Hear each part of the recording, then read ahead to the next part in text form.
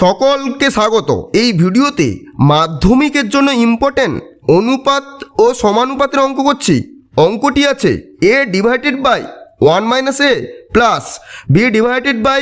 1 minus B plus C divided by 1 minus C equal 1 হলে 1 divided by 1 minus A plus 1 divided by 1 minus B plus 1 divided by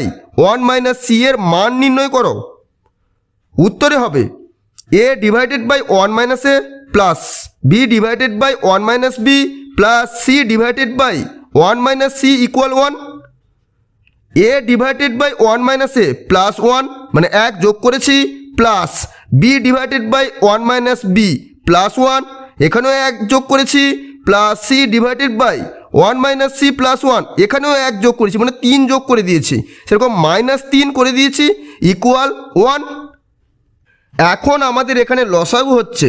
1 minus এ, তাহলে আমরা এখানে পেলাম এ plus 1 into 1 minus এ সমান 1 minus এ plus এখানে লসাগু হচ্ছে 1 মাইনাস বি, তাহলে এখানে পাবো বি প্লাস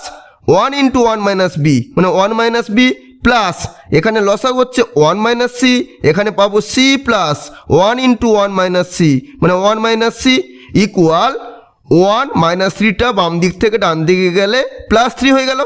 তাহলে এখান থেকে প্লাস এ মাইনাস এ কেটে গেছে, তাহলে পেলাম 1 divided by 1 minus A plus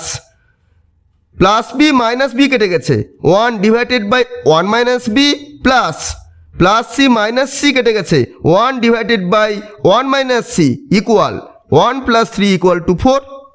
তাহলে আমরা এখান থেকে পেলাম 1 divided by 1 minus A plus 1 divided by 1 minus B plus 1 divided by 1 minus C equal 4।